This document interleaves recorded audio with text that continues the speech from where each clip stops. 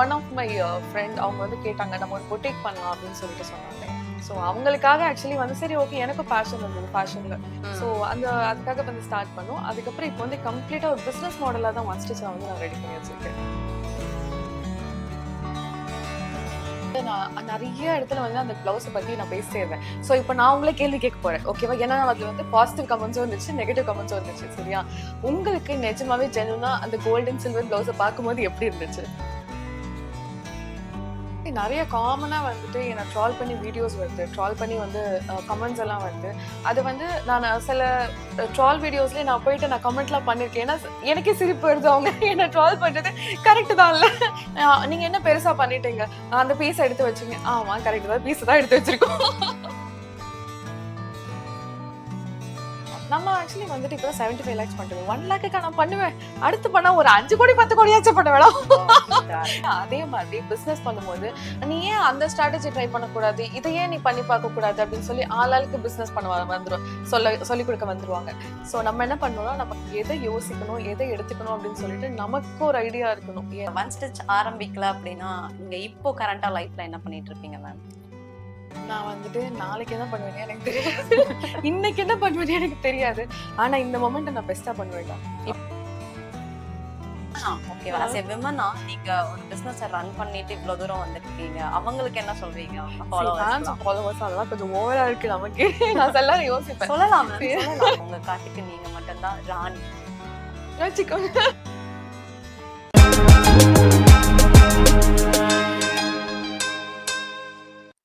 Tamil tax நேயர்களுக்கு வணக்கம்.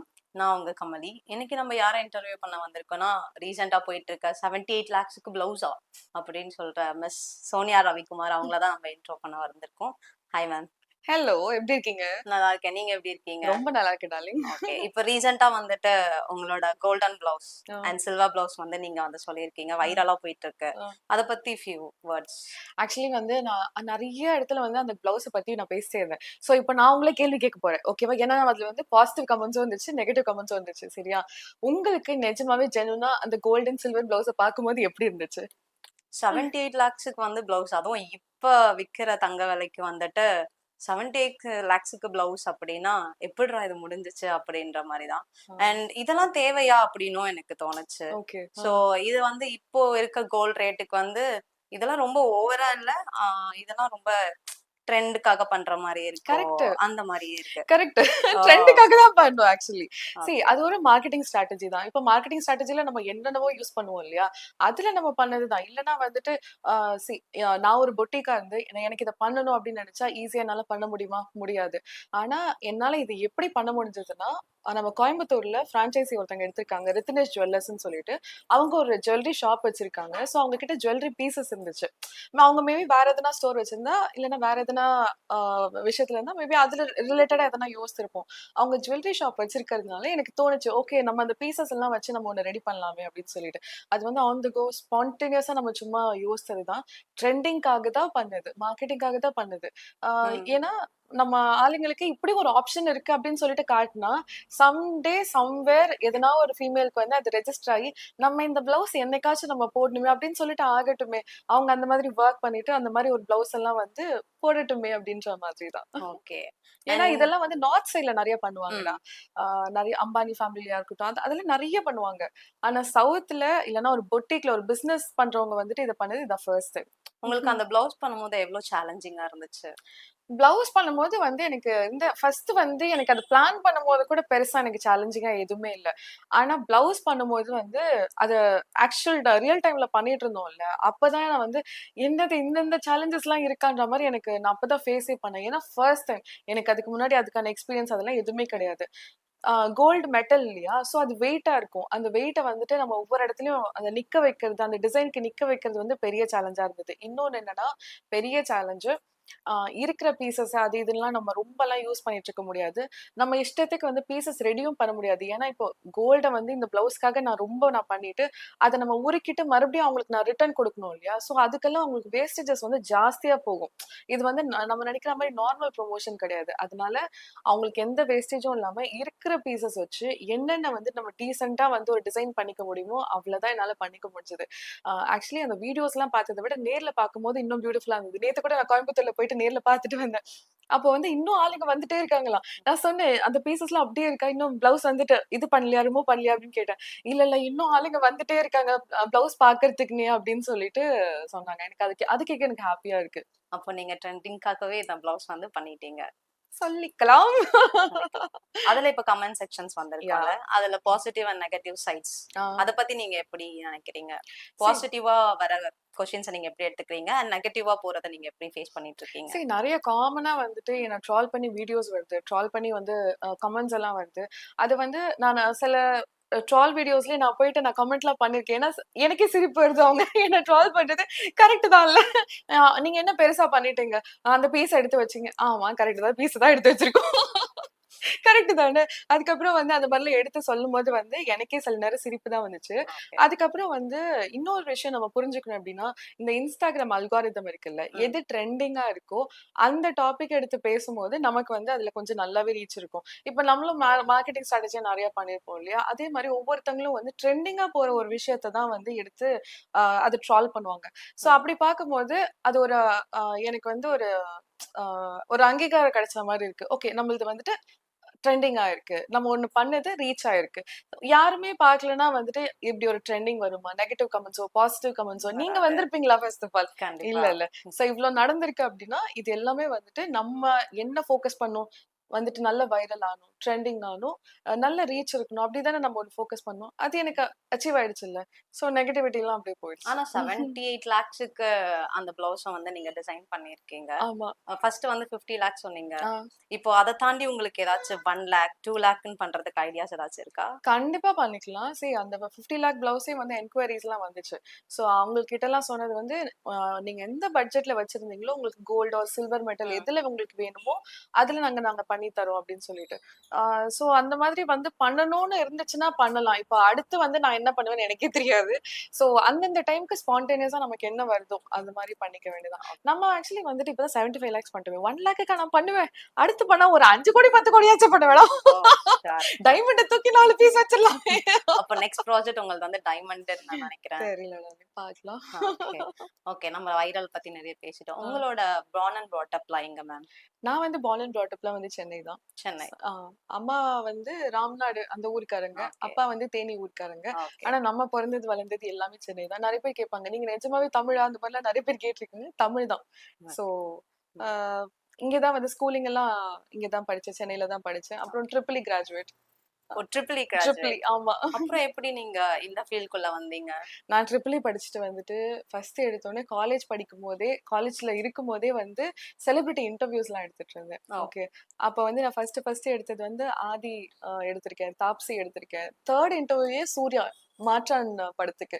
So சூர்யாலாம் வரும்போது எனக்கு அப்படியே சூர்யா என்னோட ஃபேவரைட் ஃபேவரைட். ஆக்டர். அப்பல்லாம் எப்படி இருக்கும் மாற்றான் படம் வந்தப்போ 2 பேரும் அந்த ட்வின்ல வருவாங்க. ஸோ அந்த படத்துக்காக நான் வந்து இன்டர்வியூலாம் பண்ணும்போது எனக்கு செம்ம எக்ஸைட்டிங்கா இருந்துச்சு. அவர நேர்ல பார்த்ததோட நான் அந்த இன்டர்வியூஸ்லாம் நான் பயந்துட்டேன். அவரு இன்டர்வியூ எடுக்கும்போது. அதுக்கப்புறம் ஹி வாஸ் லைக் அ அக் நீங்க கூலா இருங்க. எல்லாம் ஓகே தான். நீங்க சூப்பரா பண்ணுவீங்க அப்படின்னு சொல்லி அவரு எனக்கு மோட்டிவேட் பண்ணிட்டு இருந்தாரு. அப்புறம் தட் வாஸ் ஜோதிகாஸ் பர்த்டே ஆல்சோ. ஓ! அதனால வந்து நீங்க அதெல்லாம் ஒண்ணும் கவலைப்படாதீங்க. நீங்க இது பண்ணுங்க அப்படின்னு சொல்லி நல்லா கூலா வந்து பதில் சொன்னாங்க. அதுக்கப்புறம் நெறைய செலிபிரிட்டீஸ் வந்து இன்டர்வியூ பண்ணியிருக்கேன். So okay.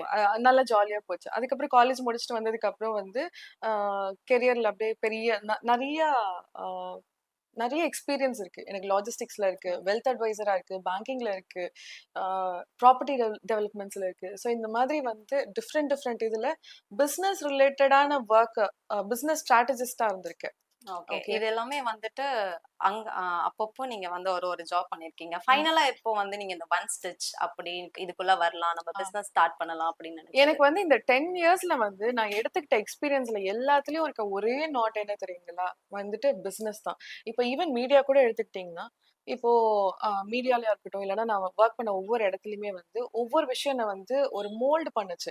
மீடியால இருக்கும்போது நான் பேசுறது எப்படின்னு கத்துக்கிட்டேன். ஓகே.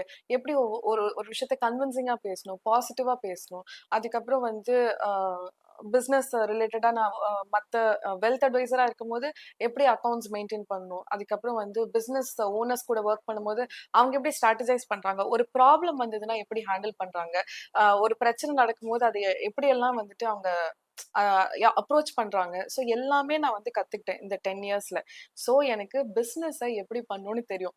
மத்தபடி வந்து ஒன் ஸ்டிச் பண்ணலாமா? ஐ மீன் ஒரு பொட்டிக்கா பண்ணலாமா? வேற எதுனா ஆப்ஷன் பண்ணலாமான்னு யோசிச்சுட்டு இருக்கும்போது, ஒன் ஆஃப் மை ஃப்ரெண்ட் அவங்க வந்து கேட்டாங்க. நம்ம ஒரு பொட்டிக் பண்ணலாம் அப்படின்னு சொல்லிட்டு சொன்னாங்க. ஓகே. ஸோ அவங்களுக்காக ஆக்சுவலி வந்து சரி ஓகே எனக்கும் பேஷன் இருந்தது ஃபேஷன்ல. ஸோ ம். அதுக்காக வந்து ஸ்டார்ட் பண்ணோம். அதுக்கப்புறம் இப்போ வந்து கம்ப்ளீட்டா ஒரு பிசினஸ் மாடலா தான் ஒன் ஸ்டிச்ச வந்து நான் ரெடி பண்ணி வச்சிருக்கேன். உங்களுக்கு அப்போ இந்த சைல்ட்ஹுட்ல இருந்தே நான் பிசினஸ் பண்ணணும்ன்ற இன்ட்ரெஸ்ட் வந்து ஆமா, உங்களுக்கு ஆமா, இருக்கு. ஆமா, ஓகே.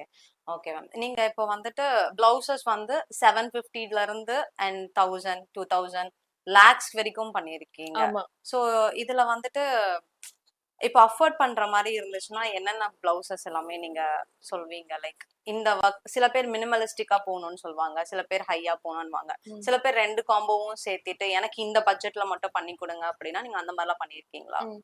இல்ல அஃபோர்டபிள் ரேஞ்ச்ல இப்பல்லாம் பொட்டிக்கால வந்துட்டு சர்வை பண்ணவே முடியல. ம். ஆ அப்படி நாங்கலாம் வந்து அஃபோர்டபிள் ரேட்ல வந்து நாங்க பண்றோம் அப்படின்னா, அது பொய் தான். ஏன்னா வந்து பொட்டிக்கோட காஸ்டிங் எல்லாமே ஜாஸ்தி ஆயிடுச்சு. இப்ப நார்மல் பிளவுஸ் வந்து எங்ககிட்ட வந்து 1500. ஆனா எங்களுக்கு அது கட்டுப்படியே ஆகல. ஆ. யூ வோன்ட் பிலீவ் என்னங்க 1500 போடுறீங்க. உங்களுக்கு என்ன கட்டுப்படி ஆகலன்னு சொல்றீங்களேன்னா, எங்களுக்கு ரென்ட்டும் இது சர்விஸ் இண்டஸ்ட்ரின்றதுனால லேபர் சார்ஜஸும் எக்கச்சக்கமா போயிடும். பேலன்ஸ் இருக்க இதுதான் வந்துட்டு உங்களுக்கு ப்ராஃபிட்டா நிக்கும். அதுவும் வந்து சம்டைம்ஸ் நெக் டூ நெக் போகும். ஏன்னா, இப்போ நீங்க ஃபுட் அந்த மாரிலாம் வந்து பிசினஸ் பண்றீங்கன்னு வச்சுக்கோங்களேன். நீங்க ஒரு ரீல் பாக்குறீங்க. அந்த ரீல வந்துட்டு நீங்க உடனே ட்ரை பண்ணி பார்க்கலாம். சரி அங்க போயிட்டு நம்ம உடனே சாப்பிட்டு பார்க்கலாம் அப்படின்னு ம். சொல்லிட்டு நீங்க போவீங்க. ஆனா டெய்லரிங்க்கு உங்களுக்கு எப்ப நீட் இருக்கோ அப்பதானே வருவீங்க. இப்போ சோனியாவோட ரீல பார்த்தா கூட வந்து எனக்கு வந்து ஒரு 3 மந்த்ஸ் கழிச்சோ இல்லன்னா 6 மந்த்ஸ் கழிச்சோ எனக்கு எப்போ டெய்லரிங்க்கு நீட் இருக்கோ அப்பதான் வருவாங்க. சோ அந்த கஸ்டமர் பேஸ் எல்லாம் வந்து பில்ட் பண்றதுன்றதே பெரிய விஷயம். ஓகேங்களா? இந்த மாரி சேலஞ்சஸ்லாம் இருக்கும். என்னென்ன டிப்ஸ்லாம் ஃபாலோ பண்ணீங்க மேம்? லைக் இவ்ளோ பெரிய பிசினஸ் உமனா இருக்கீங்க நீங்க. ம். என்னென்னலாம் உங்க லைஃப்ல ஸ்டெப்ஸஸ் ஃபாலோ பண்ணீங்க நீங்க? சரி நான் வச்சிருக்க ஃபர்ஸ்ட் மெயின் ரூல் வந்து ஸ்ட்ரெஸ் ஆகக்கூடாது. ஓகே. எந்த ஒரு சிச்சுவேஷனுக்கும் ஸ்ட்ரெஸ் கூட விடுங்க. பேனிக் ஆகவே கூடாது. ஓகே. வந்து என்ன சொல்றது? எந்த ஒரு சிச்சுவேஷன் வந்தாலும் ரொம்ப காமா இருக்கணும். அதுதான் வந்து பிசினஸ்லயும் சரி, பர்சனல் லைஃப்லயும் சரி, நம்ம எடுக்கிற ஃபர்ஸ்ட் ரூலா இருக்கணும். ம். ஏன்னா, நம்ம கையில எதுவுமே கிடையாது. நடக்கிறது தான் நடக்கும். ஓகேவா? நம்மளால என்ன பண்ண முடியுமோ அவ்வளவுதான் பண்ண முடியும். அதனால வந்துட்டு நம்ம ஓவரா எஃபோர்ட் போட்டோ, ஸ்ட்ரெஸ் பண்ணியோ ஒண்ணும் ஆக போறதில்ல. அதனால வந்து நம்ம எவ்வளவுக்கு எவ்வளவு காமா இருக்கோமோ, அவ்வளவுக்கு எவ்வளவு நம்மளால வந்து டிசிஷன் எடுக்க முடியும். ஓகே. செகண்ட் விஷயம் வந்து நம்மளோட பாயிண்ட் ஆஃப் வியூல இருந்து நம்ம ஒரு விஷயத்த யோசிக்கவே கூடாது. நம்மள வந்துட்டு ஒரு இடத்துல இங்க வச்சுட்டு நம்ம போய் வெளிய நின்னு, ஓகே இந்த பிரச்சனை என்னதான் இருக்கு? என்ன ஸ்டேட்டஸ்ல இருக்கு? இது என்னதான் பண்ணலாம் அப்படின்னு சொல்லி ஒரு தேர்ட் பாயிண்ட் ஆஃப் வியூல நம்ம பார்த்தோம் அப்படின்னா, நமக்கு இன்னும் கொஞ்சம் ஒரு பெட்டர் அண்டர்ஸ்டாண்டிங்கே இருக்கும். ஏன்னா, நமக்கு ஒரு எமோஷனோட நீங்க அந்த ஒரு ப்ராப்ளம நீங்க ஃபேஸ் பண்ணீங்கன்னு வச்சுக்கோங்களேன், உங்களுக்கு அதுல வந்து நீங்க ரைட்டான சொல்யூஷன் எடுக்கவே மாட்டீங்க. ரொம்ப எமோஷனலா இருப்பீங்க. ஓகே. ரொம்ப வல்னரபிளா இருப்பீங்க. அதுல உங்களுக்கு கரெக்ட்டான டிசிஷன் எடுக்கவே முடியாது. அதனால அந்த ப்ராப்ளம்ல இருந்து உங்கள விட்டு நீங்க கொஞ்சம் வெளிய வந்துட்டு, தேர்ட் பாயிண்ட் ஆஃப் வியூல ஒரு நிமிஷம் என்ன நடக்குது? என்ன சுத்தி என்ன நடக்குது? யார் என்ன பேசுறாங்க? இல்லன்னா வாட் ஆம் ஐ ம். Suppose to two? என் கண்ட்ரோல்ல இப்ப என்னென்ன விஷயம்லாம் இருக்கு? அப்படின்னு சொல்லி அத நீங்க யோசித்தீங்கன்னா, உங்களுக்கு இன்னும் கொஞ்சம் பெட்டராவே இருக்கும். அதே மாரி 3 விஷயம், அட்வைஸ கேட்கவே கேட்காதீங்க. ஓகே. உங்களுக்கு என்ன தோணுதோ, உங்களுக்கு ஒரு கிளாரிட்டி இருக்கு. நான் இத கரெக்ட்டா தான் பண்றேன் அப்படின்னு சொல்லிட்டு இருந்துச்சுன்னா, தயவு செஞ்சு அத ஃபாலோ பண்ணுங்க. இப்போ வந்துட்டு உடம்பு சரியில்லன்னா எல்லாரும் என்ன பண்ணுவாங்கன்னா, ஸ்டெத்தஸ்கோப் எடுத்து போட்டுக்கிட்டு, நீ அத சாப்பிடு, இத சாப்பிடு, இந்த மாத்திரை சாப்பிடுன்னு சொல்லிட்டு சொல்ல ம். வந்துருவாங்க இல்லையா? அதே மாதிரி பிசினஸ் பண்ணும்போது, நீ ஏன் அந்த ஸ்ட்ராட்டஜி ட்ரை பண்ணக்கூடாது? இத ஏன் நீ பண்ணி பார்க்கக்கூடாது? அப்படின்னு சொல்லி ஆளாளுக்கு பிசினஸ் பண்ண வந்துரும். சொல்லிக் குடுக்க வந்துருவாங்க. சோ நம்ம என்ன பண்ணணும்னா, நமக்கு எத யோசிக்கணும், எத எடுத்துக்கணும் அப்படின்னு சொல்லிட்டு நமக்கு ஒரு ஐடியா இருக்கணும். ஏன்னா, இங்க இருக்கிறது வந்து it is not just one person. உங்கள நம்பி தான் பிராண்ட் இருக்கு. உங்கள நம்பி தான் ஸ்டாஃப் இருக்காங்க. உங்கள நம்பி தான் ஒரு பிசினஸ் இருக்கு.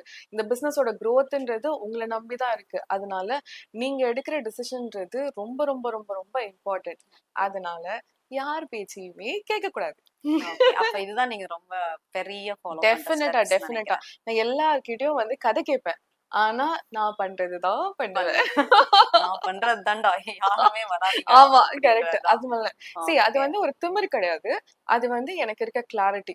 எனக்கு வந்து அது எல்லா டைமும் எனக்கு 100% வந்து கரெக்ட்டாவே போயிடும். அப்டின்லாம் நான் சொல்ல மாட்டேன். ம். ஆனா, இப்போ ஒரு கிராஃப் போட்டீங்கன்னு வச்சுக்கோங்களேன். ஸோ, அப்ஸ் அண்ட் டவுன்ஸ் இருந்துட்டே தான் இருக்கும். சரிங்களா? நான் எடுக்கிற டிசிஷன்ஸ்ல.